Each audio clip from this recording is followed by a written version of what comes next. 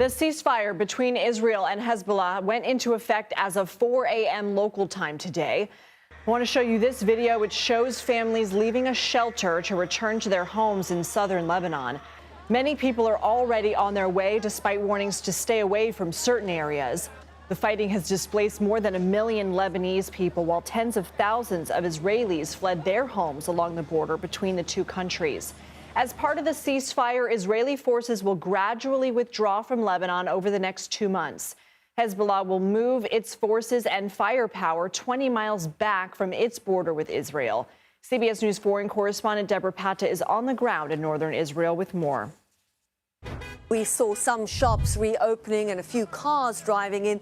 We also heard 2 outgoing explosions, but nobody is saying the ceasefire has been breached yet. Israel and Hezbollah were exchanging heavy fire until the very last moments before that ceasefire began. Then, in the early hours of this morning, the guns fell silent. Now, the tense 60-day wait to see if this holds. During this period, Israel must withdraw from Lebanon and Hezbollah retreat north of the Litani River, while Lebanese troops and UN forces keep the peace. There is deep distrust on both sides. Many Israelis say it's not safe to go home because Hezbollah can still harm them, while in Lebanon, many residents say they don't believe in this ceasefire because Israel cannot be trusted.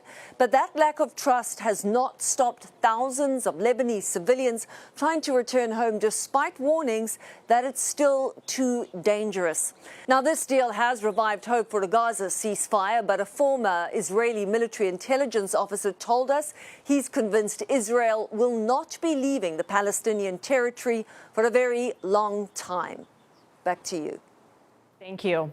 I want to bring in CBS News contributor Robert Berger from Jerusalem. Robert, thanks for being with us. Several hours in, how is the ceasefire holding up?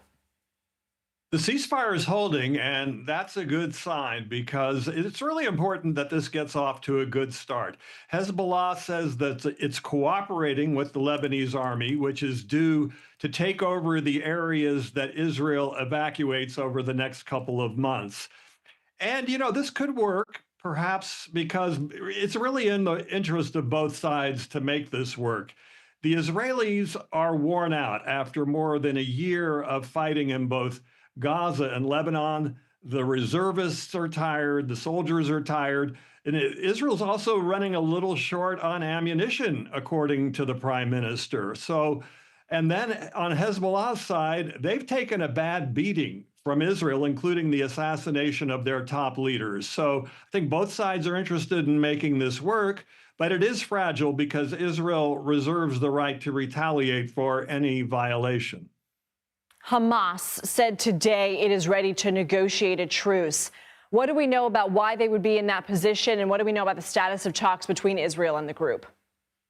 We're getting positive signals today from Hamas and from Israel, and the U.S. has said it's talking to key international negotiators like Turkey, Qatar, and Egypt to try and get the negotiations back on track. Hamas is more isolated right now with Hezbollah out of the fight. And basically, but I would say that these negotiations with Hamas are a lot more complicated than what went on in Lebanon, because Hamas is holding more than 100 Israeli hostages, and the price they're demanding for their release is really high. Thousands of Palestinian prisoners convicted of terrorism and murder. So Israel is not willing to pay that price. Prime Minister Netanyahu couldn't get it through his cabinet. But the hope is, with Hamas more isolated now and with Hezbollah out, that maybe they can get the negotiations back on track. Robert, one thing I want to ask you about, because Hamas is blaming Israel for stalling peace talks. Can you help us either confirm or debunk that? Well, you know, both sides have their demands. Hamas's demand is that Israel end the war and pull out of Gaza, which is something that Israel is not willing to do because it's vowed to destroy Hamas. The U.S. and Israel say that Hamas hasn't really been willing to be flexible and go for a phase deal that would see at least the release of some hostages to get the negotiations going. So, typically each side blaming the other. Okay. Robert Berger, thank you for joining. Sure.